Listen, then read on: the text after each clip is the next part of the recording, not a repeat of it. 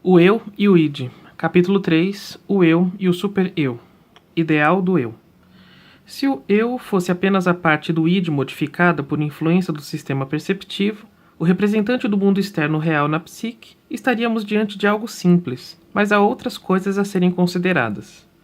Os motivos que nos levaram a supor uma gradação no eu, uma diferenciação em seu interior que pode ser chamada de ideal do eu ou super-eu, foram explicitadas em outros trabalhos. Nota do tradutor. Über ich, no original.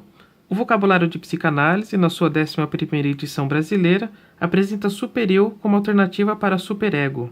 A forma com hífen e com maiúscula nos parece melhor porque mantém em destaque o eu como no original.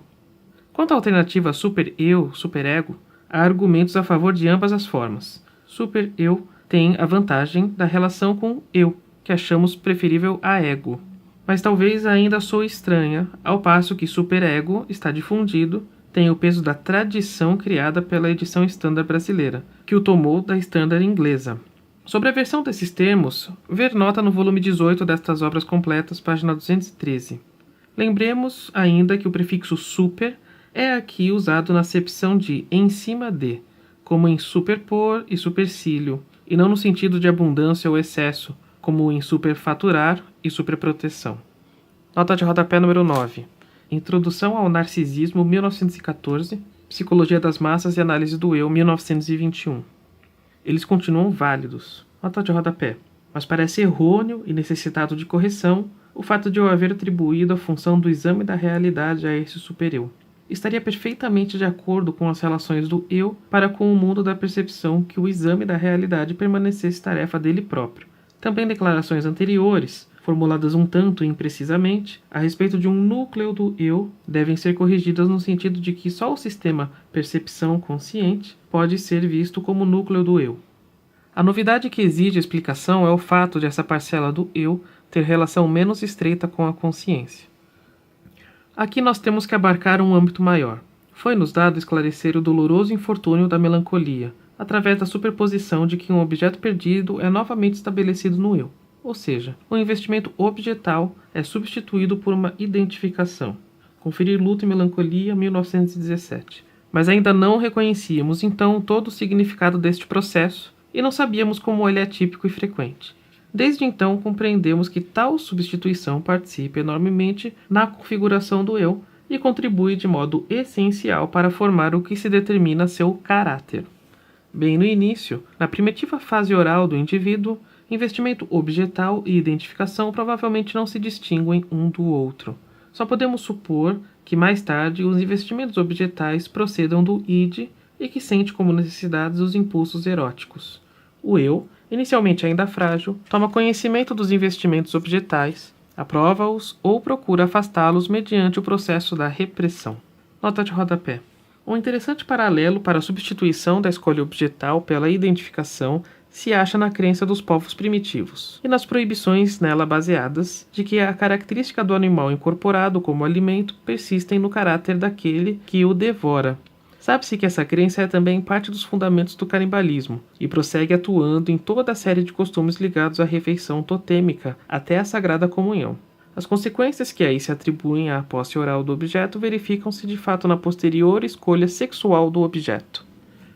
Se um tal objeto sexual deve ou tem de ser abandonado, não é raro sobrevir uma alteração do eu, que é preciso descrever como estabelecimento do objeto no eu, como sucede na melancolia.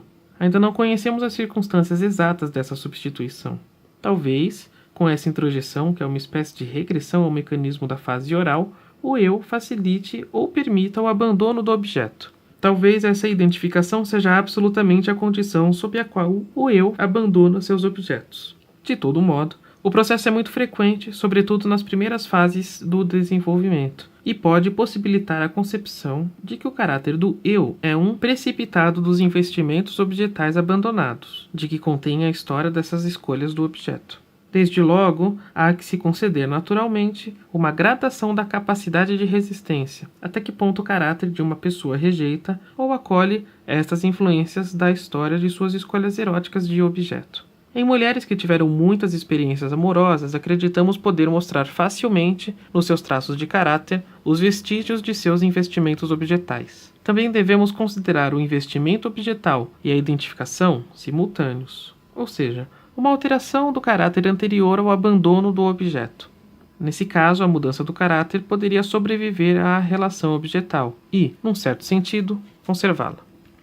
Segundo outro modo de ver, essa transformação de uma escolha erótica de objeto numa alteração do eu é também uma via pela qual o eu pode controlar o id e aprofundar suas relações com ele. Embora à custa de uma larga tolerância para com as experiências dele, se o eu assume os traços do objeto, como se oferece ele próprio ao id como objeto de amor, procura compensá-lo de sua perda, dizendo: veja, você pode amar a mim também, eu sou tão semelhante ao objeto. A transformação da libido objetal em libido narcísica que então ocorre, evidentemente acarreta um abandono das metas sexuais, uma dessexualização, ou seja, uma espécie de sublimação. E surge mesmo a questão, digna de um tratamento mais aprofundado, de que este seria talvez o caminho geral da sublimação, de que talvez a sublimação ocorra por intermediação do eu, que primeiro converte a libido objetal sexual em libido narcísica, para depois dar-lhe, quiçá, outra meta. Nota de rodapé. Agora, após a distinção entre eu e id, temos de reconhecer o id como o grande reservatório da libido, no sentido da Introdução ao Narcisismo, 1914. A libido, que aflui para o eu através das identificações aqui mostradas, produz o seu narcisismo secundário. Mais adiante, consideraremos se tal transformação não pode ocasionar outros destinos para os instintos, como, por exemplo, uma disjunção dos diversos instintos amalgamados. Embora constitua uma digressão relativamente ao nosso objetivo, não podemos evitar que a nossa atenção se volte momentaneamente para as identificações objetais do eu. Se estas predominam, tornam-se muito numerosas e fortes, incompatibilizando-se umas com as outras, o desfecho patológico é provável. Pode-se chegar a uma fragmentação do eu, quando as várias identificações se excluem umas às outras mediante resistências. E o segredo dos casos chamados de múltipla personalidade talvez esteja em que as várias identificações tomam alternadamente a consciência. Mesmo não indo tão longe, há a questão dos conflitos das diferentes identificações em que o eu se distribui, conflitos que, afinal, não podem ser claramente descritos como patológicos. Mas, como quer que seja depois a resistência do caráter às influências dos investimentos objetais abandonados, serão gerais e duradouros os efeitos das identificações iniciais, sucedidas na idade mais tenra. Isso nos leva de volta à origem do ideal do eu, pois por trás dele se esconde a primeira e mais significativa identificação do indivíduo, aquela com o pai da pré-história pessoal. Nota de rodapé. Seria talvez mais prudente dizer com os pais, pois pai e mãe não são avaliados de forma diversa antes do conhecimento seguro da diferença entre os sexos, da falta do pênis. Há pouco tempo ouvi de uma jovem senhora que, desde que notara a ausência de pênis em si mesma, não excluía da posse desse órgão todas as mulheres, mas apenas aquelas tidas por inferiores. A mãe o conservadora, na sua opinião. Para simplificar a exposição, abordarei apenas a identificação com o pai. Esta não parece ser, à primeira vista, resultado ou consequência de um investimento objetal. É uma identificação direta, imediata, mais antiga do que qualquer investimento objetal. Mas as escolhas de objeto pertencentes ao primeiro período sexual e relativas a pai e mãe parecem resultar normalmente em tal identificação e assim reforçar a identificação primária. De todo modo, essas relações são tão complexas que se torna necessário descrevê-las com mais vagar. Dois fatores respondem por essa complexidade: a natureza triangular da situação edípica e a bissexualidade constitucional do indivíduo. Simplificadamente, o caso se configura na forma seguinte para o menino. Bastante cedo ele desenvolve um investimento objetal na mãe, que tem seu ponto de partida no seio materno e constitui o protótipo de uma escolha objetal por apoio. Do pai, o menino se apodera por identificação. As duas relações coexistem por algum tempo até que, com a intensificação dos desejos sexuais pela mãe e a percepção de que o pai é um obstáculo a esses desejos, tem origem o complexo de Édipo. Conferir Psicologia das Massas e Análise do Eu, 1921, capítulo 7. A identificação com o pai assume uma tonalidade hostil, muda para o desejo de eliminá-lo a fim de substituí-lo junto à mãe. Desde então, é ambivalente a relação com o pai. É como se a ambivalência, desde o início presente na identificação, se tornasse manifesta. A postura ambivalente ante o pai e a relação objetal exclusivamente terna com a mãe formam, para o menino, o conteúdo do complexo de Édipo simples e positivo. Com o desmoronamento do complexo de Édipo, o investimento objetal na mãe tem que ser abandonado. Em seu lugar, pode surgir uma identificação com a mãe ou um fortalecimento da identificação com o pai. Costumamos ver este segundo desfecho como o mais normal. Ele permite conservar, em alguma medida, a relação terna com a mãe. Graças à dissolução do complexo de Édipo, a masculinidade no caráter do menino experimentaria uma consolidação. De modo inteiramente análogo, a postura edípica da menina pode resultar num fortalecimento ou no estabelecimento de sua identificação com a mãe, que fixa o caráter feminino da criança. Tais identificações não correspondem à nossa expectativa, pois não introduzem no eu o objeto abandonado. Mas esse desfecho também ocorre e pode ser observado mais facilmente nas garotas do que nos meninos. Com muita frequência, a análise nos revela que a menina, após ter de renunciar ao pai como objeto amoroso, põe à frente sua masculinidade e se identifica não com a mãe, mas com o pai, ou seja, o objeto perdido. A questão claramente é que suas disposições masculinas são fortes o bastante, não importando em que consistam.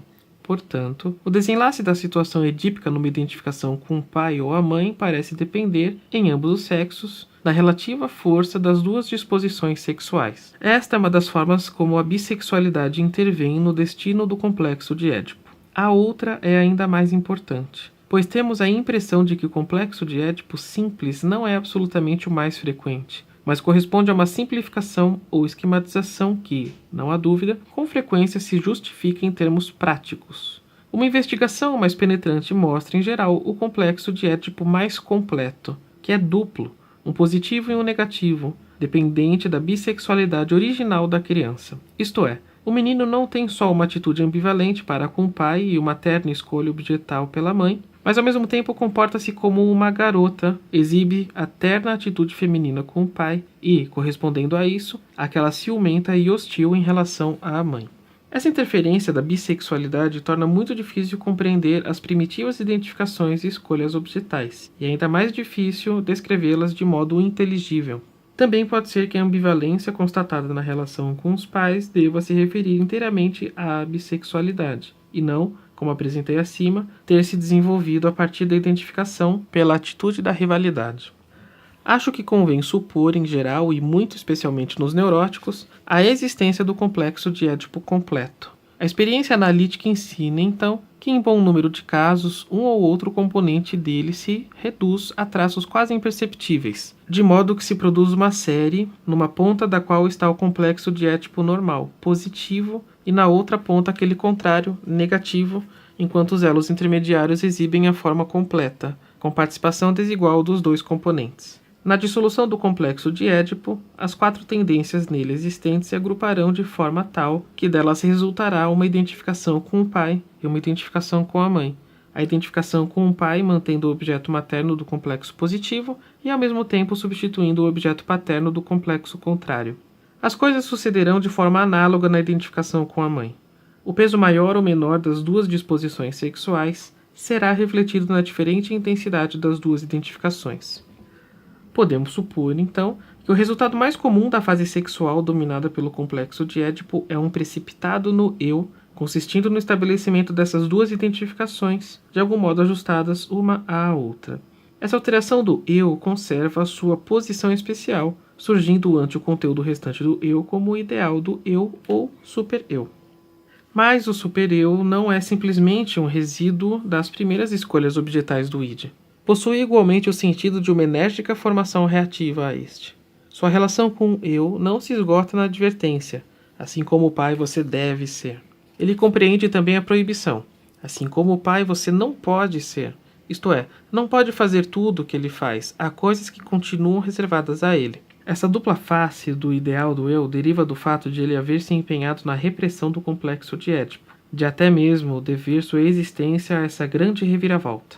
Claramente, a repressão do complexo de Édipo não foi tarefa simples. Como os pais, em especial o pai, foram percebidos como obstáculo à realização dos desejos edípicos, o eu infantil fortificou-se para essa obra de repressão, estabelecendo o mesmo obstáculo dentro de si.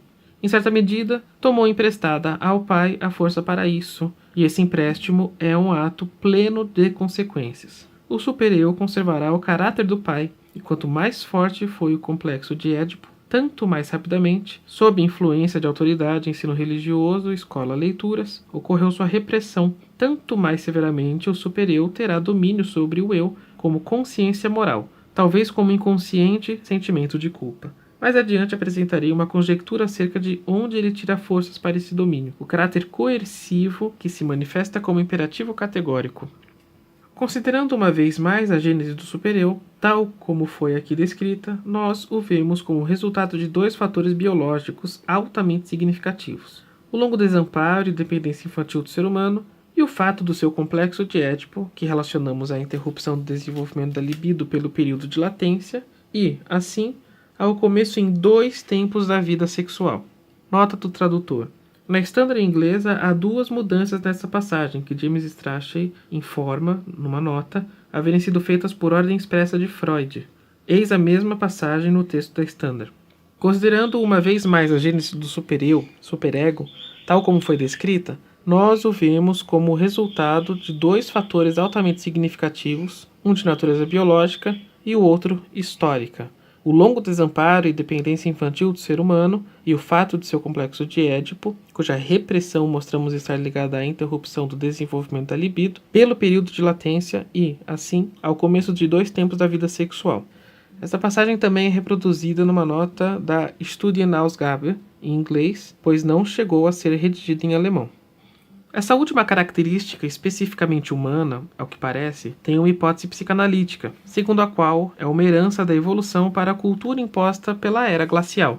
Com isto, a diferenciação do super-eu em relação ao eu não é algo fortuito, representa os traços mais significativos da evolução do indivíduo e da espécie, e, dando expressão duradoura à influência dos pais, perpetua a existência dos fatores a que deve sua origem. Já inúmeras vezes se fez à psicanálise a objeção de não se importar com o que é elevado, moral e suprapessoal no homem. Tal objeção é duas vezes injusta, tanto histórica como metodologicamente. No primeiro caso, porque desde o início atribuímos às tendências morais e estéticas do eu o estímulo à repressão. No segundo, porque não se quis ver que a investigação psicanalítica não podia apresentar-se como um sistema filosófico, com um edifício teórico inteiro e completo, mas teve que abrir seu caminho para o entendimento das complicações da psique passo a passo, através da dissecção analítica de fenômenos normais e anormais. Enquanto nos ocupávamos do estudo do reprimido na vida psíquica, não precisamos partilhar a trêmula aflição com o paradeiro do elevado no ser humano. Agora que nos lançamos à análise do eu, podemos responder o seguinte a todos os que, abalados em sua consciência ética, queixaram-se de que tem de haver algo elevado no homem. Sem dúvida, e é este o algo elevado, ideal do eu ou super-eu, o representante de nossa relação com os pais. Quando pequenos, nós conhecemos, admiramos, tememos estes seres elevados. Depois os acolhemos dentro de nós. O ideal do eu é, portanto, herdeiro do complexo de Édipo, e, desse modo, expressão dos mais poderosos impulsos e dos mais importantes destinos libidinais do id. Estabelecendo, o eu assenhorou-se do complexo de Édipo e, ao mesmo tempo, submeteu-se ao id. Enquanto o eu é essencialmente representante do mundo exterior da realidade, o super-eu o confronta como advogado do mundo interior, do id. Conflitos entre eu e ideal refletirão em última instância. Agora estamos preparados para isso. A oposição entre real e psíquico, mundo exterior e mundo interior. O que a biologia e as vicissitudes da espécie humana criaram e deixaram no id é assumido pelo eu, através da formação do ideal e revivenciado nele individualmente. Graças à história de sua formação, o ideal do eu tem amplos laços com a aquisição filogenética, a herança arcaica do indivíduo. O que fez parte do que é mais profundo na vida psíquica de cada um se torna, através da formação do ideal, no que é mais elevado na alma humana conforme nossa escala de valores. Mas em vão nos empenharíamos em localizar o ideal do eu, ainda que apenas de modo semelhante ao que fizemos com o eu, ou inseri-lo numa das imagens com que tentamos figurar a relação entre eu e id. Não é difícil mostrar que o ideal do eu satisfaz tudo o que se espera do algo elevado no ser humano. como formação substitutiva do anseio pelo pai, contém o germen a partir do qual se formaram todas as religiões. O juízo acerca da própria insuficiência, ao comparar o eu com seu ideal, produz o sentimento religioso de humildade que o crente invoca ansiosamente. No curso posterior do desenvolvimento, professores e autoridades levam adiante o papel do pai. Suas injunções e proibições continuam poderosas no ideal do eu e agora exercem a censura moral como consciência. A tensão entre as expectativas da consciência e as realizações do eu é percebida como sentimento de culpa. Os sentimentos sociais repousam em identificações com outras pessoas, com base no mesmo ideal do eu. Religião, moral e sentimento social, os conteúdos principais do que é elevado no ser humano, deixando aqui de lado a ciência e a arte, foram originalmente uma só coisa. Segundo a hipótese de Totem e Tabu, formam adquiridos filogeneticamente no complexo paterno, religião e limitação ética pelo domínio sobre o complexo de Édipo mesmo, os sentimentos sociais, pela obrigação de superar a rivalidade restante entre os membros da nova geração. Em todas essas conquistas éticas, o sexo masculino parece ter tomado a frente. A herança cruzada levou esse patrimônio também às mulheres. Ainda hoje, os sentimentos sociais nascem no indivíduo como uma superestrutura sobre os impulsos de ciúme e rivalidade contra os irmãos. Como a hostilidade não pode ser satisfeita, ocorre uma identificação com o inimigo inicial. Observações feitas em caso de homossexualidade leve apoiam a suspeita de que também essa identificação é substituto para uma escolha objetal terna, que tomou o lugar da postura agressiva hostil.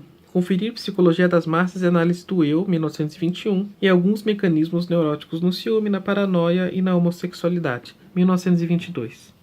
Entretanto, com a menção da filogênese, aparecem novos problemas, aos quais hesitaríamos em oferecer resposta. Mas não há saída, é preciso arriscar, ainda que receando que isso ponha à mostra a insuficiência de todo o nosso esforço. A questão é, foi o eu ou o id do homem primitivo que naquele tempo adquiriu religião e moralidade do complexo paterno? Se foi o eu, por que não falamos simplesmente de uma transmissão hereditária no eu? Se foi o id, como se harmoniza isso com o caráter do id? Ou não se pode estender a diferenciação de eu, supereu e id a uma época tão remota? Ou deve-se francamente admitir que toda esta compilação dos processos do eu em nada contribui para o entendimento da filogênese e não é aplicável a esta? Respondamos primeiramente o que pode ser respondido com maior facilidade. A diferenciação entre eu e id temos de atribuir não só ao homem primitivo, mas também a organismos muito mais simples, pois é a inevitável expressão da influência do mundo externo. Quanto ao super-eu, achamos que derivou justamente daquelas vivências que conduziram ao totemismo. A questão de se foi o eu ou o id que experimentou e adquiriu tais coisas não se sustenta. A reflexão logo nos diz que o id é incapaz de viver ou experimentar vicissitudes externas senão através do eu, que nele representa o mundo externo. Mas não se pode falar de uma transmissão hereditária no eu. Aqui surge o hiato que separa o indivíduo real do conceito de espécie.